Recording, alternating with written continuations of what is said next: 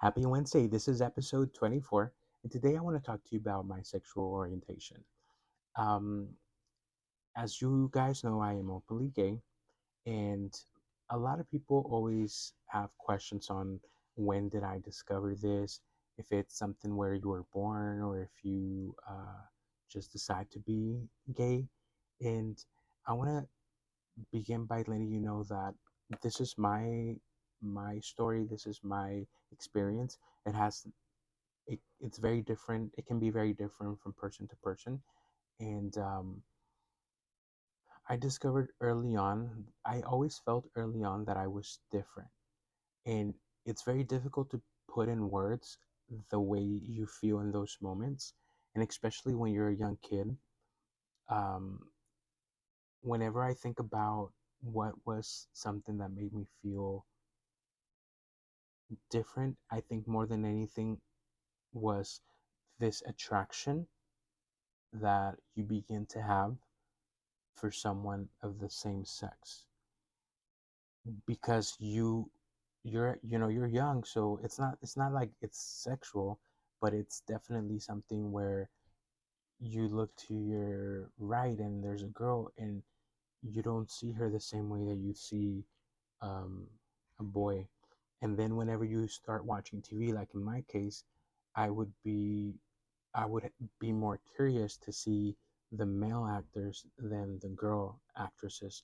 So that's something that kind of begins to you begin to question, you begin to ask yourself, something's not right.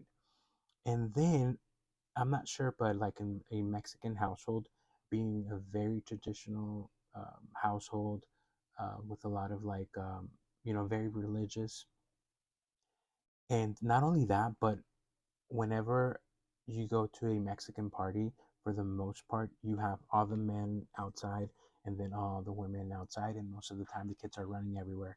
So there was moments where you would hear the men kind of like, uh, they're playing around talking, but they start offending each other or calling each other names, and a lot of the times the words that they use are being about the other one being gay or you're gay, this and that. And that's the way that they start offending each other. And you really don't know what that means at that point. But then there comes a moment in where you become a little older and you already know the definition of being gay. And you're like, hold up, well, that's me. And then you're like, so they are making fun of them or they're calling each other names, then they are using that word. So I guess that means that that's bad. And that's when it begins to like make sense to you in your head. And you begin to say, hold up, something's wrong with me.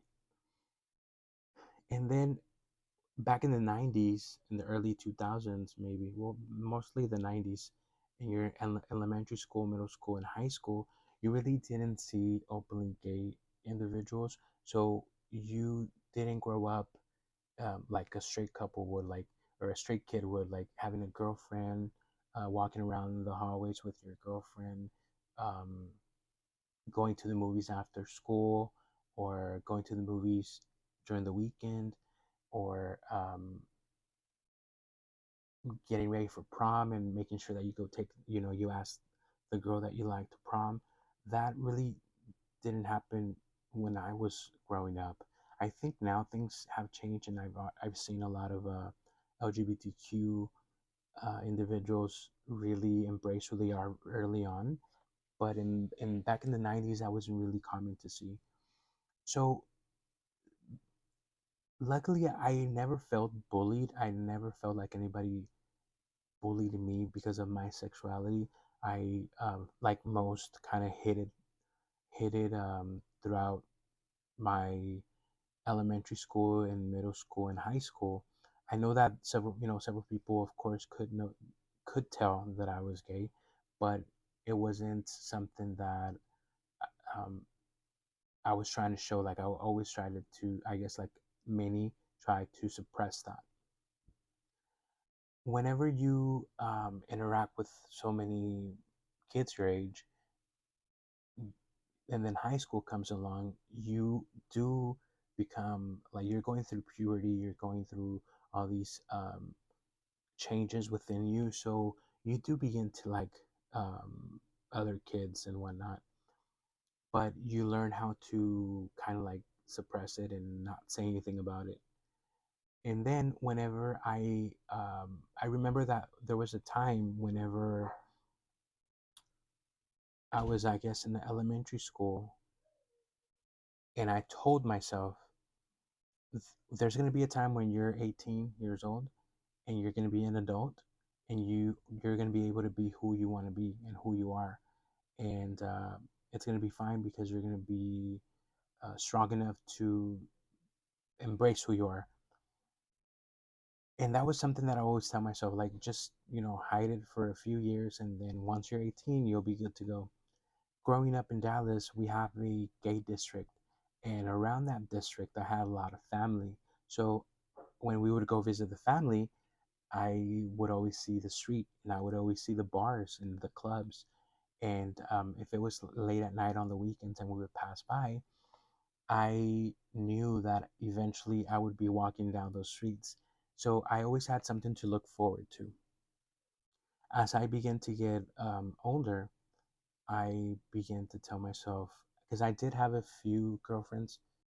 Luckily, it was never a long term relationship. It was never a relationship that went into sex. It never got to that point. So I'm grateful for that. I know that there's many that do live this life and do go through those experiences, and sometimes they feel that pressure. I know that I felt pressure at times, but I was also not willing to go that route. Whenever I decided to, I didn't decide, I'll talk about that in the next episode, but the moment that I was openly out, you notice a change with a lot of people that you love. In my case, with my father, I noticed that change early on in my childhood. I felt this kind of disconnect, and that feeling is something that I can recognize real quick till this day. Like whenever I meet someone and they are straight and they're probably not too involved or exposed to the gay community, sometimes I feel that, like, let's say from a coworker, from somebody that I just meet, and I feel that space where they have no, they have that, they're kind of scared to get close. And since I recognize that, I'm able to step away from that and not engage. But there was a time, I believe that having that feeling early on brought this, I want to say, childhood trauma, where I always try to overcompensate and try to get approval from, or feel love, like attention. That's where it stemmed from. And that feeling that I had with him was the only one that I can recognize, because I didn't feel that with anyone else. Whenever I was completely out and everybody knew about it, I did begin to feel that same space, or that same, I want to call it rejection, from a lot of other family members, extended family, friends. A lot of people left me, a lot of people stepped away from me, and I respect that. But it's, and I'm just saying it because it's something that you feel like, it's very, only a person that's in that situation can probably understand what I'm saying. Like, you feel that. um Before coming out, and whenever I was around family and family friends and even friends, the way they spoke about, or um, the thoughts that they would share about the LGBTQ community, it really made me be in this, in it would allow me to be very aware of everything that was being said, because I knew who I was. They didn't at that moment, but the way that they express about the community, I knew what I was going to be exposed to whenever it was time to come out. And let me tell you that no one has ever come to my face to offend me or say anything like that. But because I know that history of those words before, I'm very cautious with them till this day, even if it's been more than 20, 25 years, like 20, 25 years, yeah, maybe. Um, I remember those words. Those words get stuck in your head. And it's horrible to feel because a lot of these people are individuals that if I were to be a heterosexual man with a family, with a wife and kids, I can guarantee that they would treat me way different. They would see me different. And just because of my sexual orientation, I already am classified as I don't want that to be part of my life, which is respectful. I respect that. It's all good. When it comes down to my immediate family, I do have the unconditional love of my sisters, and to me, that's more than enough. It's been a very, it's been very tough to swallow the fact that my parents don't are not there yet, and they might never be there. And I've learned to accept that. And I know that a lot of people in the community have to go through that. And I wish that no kid that is LGBT would have to go through that feeling and experience. But I do feel that me going through all that has really shaped me into who I am now, and I am able to share um, my story with you. And I hope that next time that we talk about my coming out story, I can dive in more into how I had to deal with a lot of situations, and I think I still do. But whenever I go back and analyze my sexual orientation, I can tell you that I feel that I was born this way. I don't feel that there was anything that could have made me be this, like change or want to be. I feel that if you really think about it, life would be more easy, a lot easier if I were to just be like, okay, I'm straight, I'm gonna have a wife and kids, and everybody's happy, I'm happy, good. But that's not my reality. I'm not going to live that life that everybody expects me to do, and I'm going to be miserable. Like, I don't believe in that. I feel that you need to be truthful to yourself and live how you want to live life. Another thing that I learned recently is the accepting and knowing how what your worth is and how you need to be treated. The moment that you decide and accept to live in an environment where you are offended or you are looked down upon from a family member, that's going to um, that's going to be seen in other aspects of your life with your significant other, with your coworkers, with your friends. So the moment that you realize how much you're worth, it's going to be that moment that everything else is going to change. You're going to see a lot of people stepping away from your life, or friendships are no longer going to make sense. Relationships with your family members aren't going to make sense anymore. And at first it does feel, it feels kind of like scary, but you are, when you realize that you're doing it to be good with yourself and to take care of you, in the long run everything's going to fall into place. But in the initial, it's very difficult, and it's something that whenever your eyes are open to that self-love that you deserve, it's something that you can't step away from. Like, you have to complete it, you have to go forward, because your eyes are already open. Yes, you were maybe you're you were blinded for a while and you didn't see clearly, but the moment that you do begin to see everything how it is, it's there's no turning back from there. And going back and thinking about my childhood, and especially going, there was moments where I would go for the summer to Mexico. I would hear offensive words out there, and even though they weren't meant for me, I saw who they were making fun of, and I would see them, and I was like, we're the same. We have the same interest. We're both gay, but the only thing is that he is being picked on right now. And at the time, I didn't know I guess I wasn't, well, I was young. I was a little kid, so and this man was already older, but they were making fun of him. But I would see him kind of be like, I don't care, I'm fine.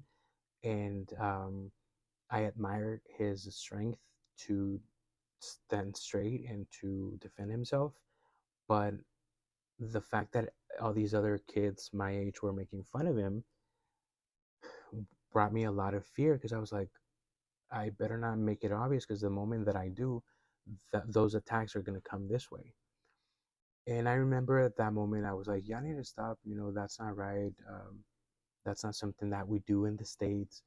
We are exposed to, we're more, it's very diverse over there. So I have friends that are gay, and we don't do that. So I remember that stop in my presence, but it was very difficult to see.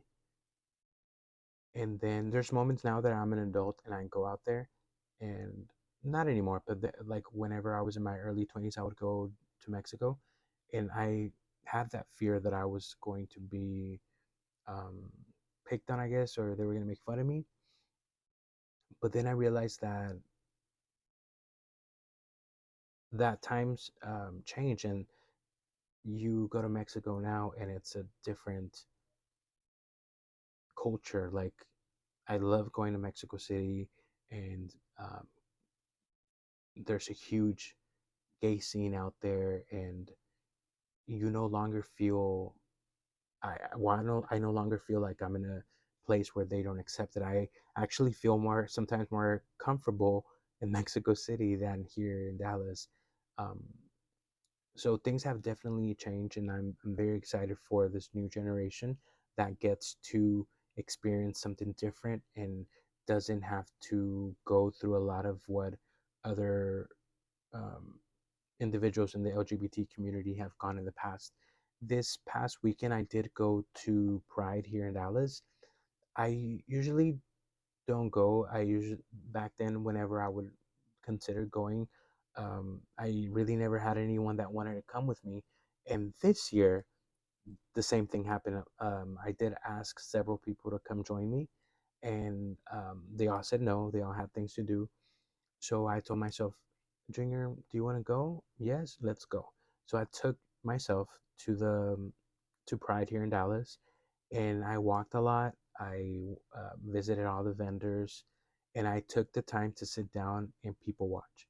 And whenever I was seeing everyone, for the most part on Saturday, everybody was pretty much they were younger, but I was so excited to see them, and I was so happy to see how they were dressed, how they were so comfortable being who they are.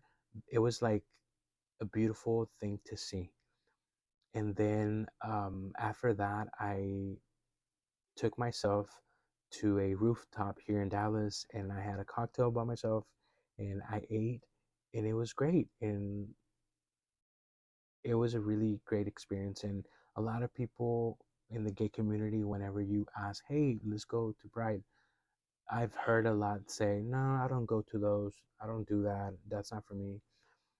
I get it, but I don't think they get that this is a moment to honor the individuals in the LGBTQ from the beginning, like years ago, the ones who fought for our rights, the ones that were there at Stonewall, fighting for us to be able to go get a drink at JR's here in Dallas. And so I went with that purpose to honor them and to see this new generation that is out and proud and having a blast. And and I'm not gonna lie, I did go with the also hopefully to meet someone. Like, not in that way, but like make friends and meet friends. I guess I came at the wrong time because there was a lot of young kids, so I felt like a dad next to them. But um, that's something that I need to do more as well. Begin to go to places where I can meet more gay men my age, and hopefully create friendships and whatnot. So I was really excited to see all that, and it was a beautiful experience. The day was real beautiful too, and that's it for today. I will talk to you more about, I guess, my coming out story next week. I hope you have a phenomenal week, and I'll talk to you soon.